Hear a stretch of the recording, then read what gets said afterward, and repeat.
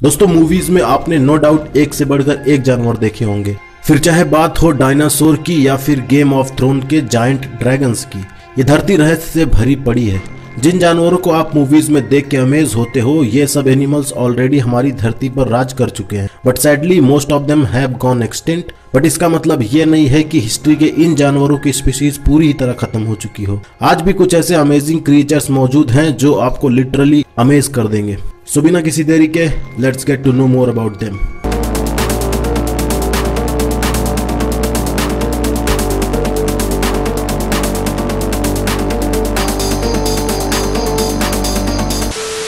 दोस्तों crocodile, caimans and alligators, पानी के इन मॉन्स्टर से आप अच्छी तरह से परिचित होंगे।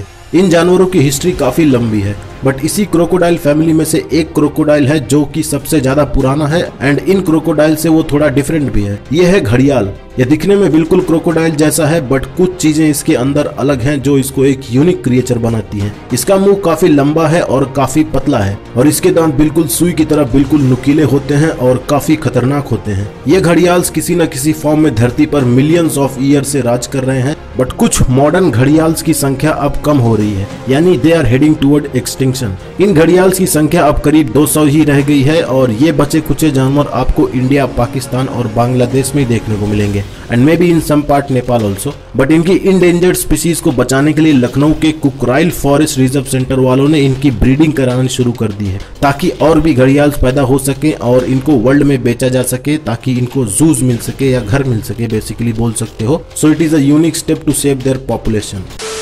दोस्तों यह है कोमोडो ड्रैगन्स। दिखने में जितने यूनिक हैं उतना ही पुरानी इन जानवरों की स्पीशीज है।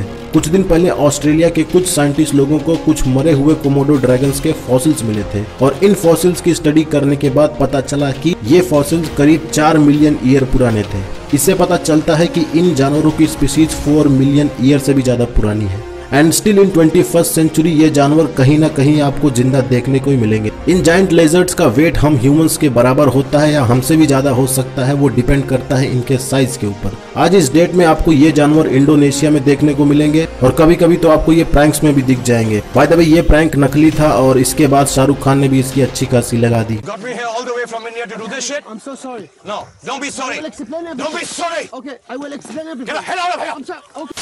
ये बहुत ज्यादा फास्ट मूविंग क्रिएचर तो नहीं है, बट इनसे दूर ही रहना चाहिए क्योंकि कबूतर अचानक गिद्ध बन सकता है और खरगोश शेर बन के दहाड़ भी सकता है ना। सो अगर आपको इनको देखना है तो ये जानवर आपको कोमोडो नेशनल पार्क में ही देखने को मिलेंगे एंड ये नेशनल पार्क इंडोनेशिया में है। दिखने में सही में ये बहुत अमेजिंग क्रिएचर लगता है। It gives a breathtaking looks. दोस्तों रामायण में आपने जटायु का नाम तो सुना ही होगा, जो कि एक काफी भारी भरकम पक्षी था। ऐसा ही कुछ है ये। इस जायंट बर्ड का नाम है शोइबिल स्टॉक। एक नॉर्मल बर्ड से कई गुना ज्यादा बड़ा है ये। इवन ईगल जो कि पंछियों का राजा माना जाता है, समहाउ ईगल से भी ज्यादा बड़ा इसका साइज है। इस बर्ड के बारे में साइंटिस्ट लोगों के पास कुछ खास ज्यादा इंफॉर्मेशन तो नहीं है, बट स्टिल साइंटिस्ट लोगों का कहना है कि इन बर्ड्स की स्पीशीज काफी ओल्ड है, way more old than we can imagine. Naturally इस स्पीशीज के बर्ड्स की पॉपुलेशन वैसे ही ऑलमोस्ट खत्म हो गई है और जो बचे हुए हैं वो इलीगल हंटिंग में मारे जाते हैं। But you might get a look of this birds in Uganda. Uganda में इस जगह पर ये बर्ड्स मौजूद हैं। सो आप देख सकते हो कभी अगर आप अफ्रीका के ट्रैवल पे निकले तो। दोस्तों ये बात तो आपको पता ही होगी कि जब पहले के जमाने में गाड़ियां एग्जिस्ट नहीं करती थी, तब लोग जानवरों को एज अ ट्रांसपोर्ट यूज करते थे और बाकी सभी जानवरों में से ट्रांसपोर्ट पर्पस के लिए कैमल एक ऐसा जानवर था जो काफी ज्यादा यूज किया जाता था, क्योंकि बिना रुके ये काफी ज्यादा लंबा सफर तय कर सकता है। बट दोस्तों क्या आपको पता है ये कैमल्स इवॉल्व कहाँ से हुए? इधर से। ये 2 हम्प्ड बैक्टीरियन कैमल है और ये बहुत ही रेयर कैमल्स है क्योंकि इनकी स्पीशीज ऑलमोस्ट खत्म होने के कगार पर है और ये आपको मंगोलिया के गोबी डेजर्ट में ही देखने को मिलेंगे। और इन कैमल्स की अब पॉपुलेशन है 1000 या फिर उससे ज्यादा हो सकती है, बट बहुत ज्यादा नहीं है इन कैमल्स की पॉपुलेशन क्योंकि they are endangered species now. इन कैमल्स को नेचर ने इस तरह डिजाइन किया था कि ये 0 डिग्री फ़ारेनहाइट से लेकर 100 डिग्री फ़ारेनहाइट तक इतने टेम्परेचर में बड़े आसानी से सर्वाइव कर सकते थे। इस धरती पर आज भले ही इनकी जनसंख्या बहुत कम हो, बट करीब 2 मिलियन ईयर पहले इनकी जनसंख्या अच्छी खासी थी। इन दोनों हम्प्स का काम होता है फैट स्टोर करना और इन दोनों हम्प्स में जो भी फैट स्टोर होता है वो ब्रेक डाउन हो जाता है एनर्जी और वाटर के फॉर्म में, और यही एनर्जी एंड वाटर कैमल को एक लंबे सफर पर चलने के लिए हेल्प करता है। एकदम सही परफेक्ट डिजाइन किया है नेचर ने इसको। रेगिस्तानों में दूर दूर तक न खाना होता है न पानी होता है, इसलिए इसके अंदर ही खाना पानी स्टोर करने की जगह दे दी है। काश हम भी अपना फैट बड़े आसानी से कन्वर्ट कर सकते। दोस्तों ये है एकिडना। ये एक ऐसा बिजार क्रिएचर है जो कि लगता है कि 3 अलग जानवरों के मिश्रण से पैदा हुआ है, बैडगर, पोर्क्यूपाइन एंड एंट ईटर।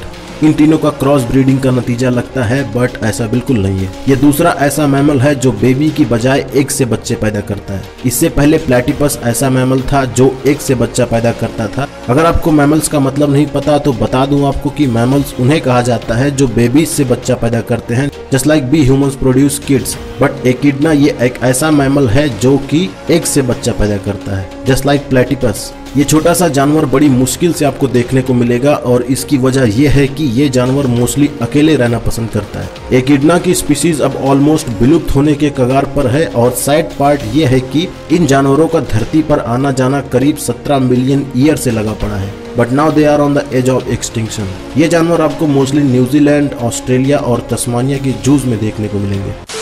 दोस्तों ये है मस्क ऑक्सन। बचपन में इन जानवरों के बारे में आपने कहीं ना कहीं जरूर पढ़ा होगा। मे बी इन क्लासरूम आपने ABCD पढ़ते वक्त पढ़ा होगा, लेकिन पढ़ा जरूर होगा। ये अमेजिंग क्रिएचर मोस्टली ठंडी जगहों पर रहते हैं, बेसिकली बर्फ के जगहों पर आपको ये देखने को मिलेंगे। और इन ऑक्सन्स की खास बात यह है कि जब भी कोई फीमेल ऑक्सन के पीछे कोई मेल ऑक्सन पड़ता है तब भयंकर टकराव होता है 2 बुल मस्क ऑक्सन के बीच में। और इन ऑक्सन्स के बीच का टकराव इतना पावरफुल होता है कि थोड़ा दूर तक तो मानो धरती हिल जाती है, इतना भयंकर भिड़ते हैं ये।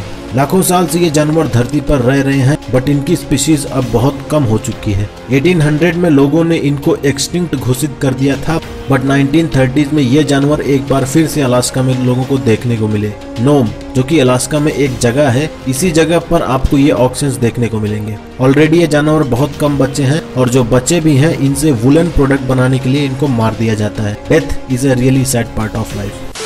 दोस्तों जब बात हो शार्क की तो आपके दिमाग में एक इमेज बन जाती है कि भैया बहुत डेंजर चीज है ये, और आप कभी महासागरों में गोते लगा रहे हो तो भैया शार्क से आपका सामना होना ऑलमोस्ट तय है। और ये शार्क कितने डेंजरस होते हैं ये कहने की जरूरत नहीं है, बट दोस्तों एक शार्क ऐसा है जो बिल्कुल भी डेंजरस नहीं है। यह है वूगोंग शार्क। पैसिफिक ओशियन में ये शार्क्स आपको एकदम डीप में देखने को मिलेंगे, एंड अगर केयरफुली ना देखा तो ये आपको देखने को भी नहीं मिलेंगे, क्योंकि ये छुप जाते हैं इंसानों को देखकर। इंसान से भले छुपते हों, बट बाकी समुद्री जानवरों के लिए ये डेंजर ही है। डेंजर नहीं बोल सकते, अब पेट तो हर किसी को भरना है, तो इनको भी पेट पालने के लिए बाकी मछलियों को खाना ही पड़ता है। इस पर्टिकुलर शार्क की स्पीशीज करीब 11 मिलियन ईयर ओल्ड है। इन शार्क्स को आप कभी जल्दी आइडेंटिफाई नहीं कर सकते, क्योंकि इनका कलर, शेप एंड साइज बिल्कुल यूनिक होता है, जो कि पानी के अंदर पहचानना मुश्किल होता है। दोस्तों इससे तो आप बिल्कुल फैमिलियर होंगे। यह है पोलर बियर। दिखने में जितना क्यूट है उतना ही पुरानी इन जानवरों की हिस्ट्री है। 2010 में कुछ साइंटिस्ट लोगों ने किसी पोलर बियर के मिले फॉसिल्स की जब जांच की, तब पता चला कि ये फॉसिल्स करीब 1,20,000 ईयर ओल्ड है। यानी इससे पता चलता है कि लाखों साल से ये जानवर धरती पर रह रहे हैं। बट जो भी हो, इन जानवरों की खूबसूरती का कोई जवाब नहीं है। कौन कहता है कि इंसानी बच्चे ही क्यूट होते हैं? Take a look at him.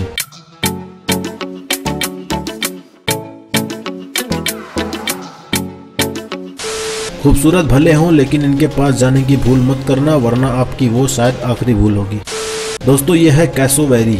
ये एक बर्ड है। इस स्पीशीज के बर्ड काफी टॉल और कलरफुल होते हैं, जस्ट लाइक अ पीकॉक। इनके सर पर ये कुछ तो बहुत बड़ा सा है, पता नहीं क्या है, मे बी शायद ब्रेन हो, but this is what makes him look different. ये बर्ड्स काफी अग्रेसिव होते हैं and they can attack you for no reason. So भैया इनसे दूर ही रहना सही है। इस बर्ड की स्पीशीज करीब 60 मिलियन ईयर ओल्ड है, एंड ये बर्ड आपको नॉर्मली ऑस्ट्रेलिया के क्वींसलैंड स्टेट में देखने को मिलेंगे, और पपुआ न्यू गिनिया में भी आपको ये देखने को मिलेंगे। दोस्तों ये है व्हेल शार्क। ये व्हेल तो बिल्कुल भी नहीं है, बल्कि एक शार्क है। सभी शार्क में से व्हेल शार्क इकलौता ऐसा शार्क है जो सबसे बड़ी होती है। इसकी लंबाई काफी ज्यादा होती है, और ये शार्क्स ओशियन में करीब 28 मिलियन ईयर से रह रहे हैं, which is really a long time. ये शार्क्स आपको ऑलमोस्ट हर ओशियन में देखने को मिलेंगे, but it's not that easy. पहले तो आपको एक बोट रेंट पर लेना होगा, एंड फिर किसी ऐसे प्रोफेशनल बोटर्स के साथ पानी में जाना होगा जिसको पता हो कि ये शार्क्स कहाँ हो सकती है। इन शार्क्स की भी स्पीशीज इंडेंजर्ड ही है, यानी इनके इनकी भी जनसंख्या कम ही हो रही है। सच बोलूं तो हम ह्यूमंस जब तक हैं इस धरती पर तब तक सब क्रिएचर्स की जनसंख्या कम ही होती रहेगी और हमारी बढ़ती रहेगी। सबसे खतरनाक स्पीशीज हम ही लोग हैं।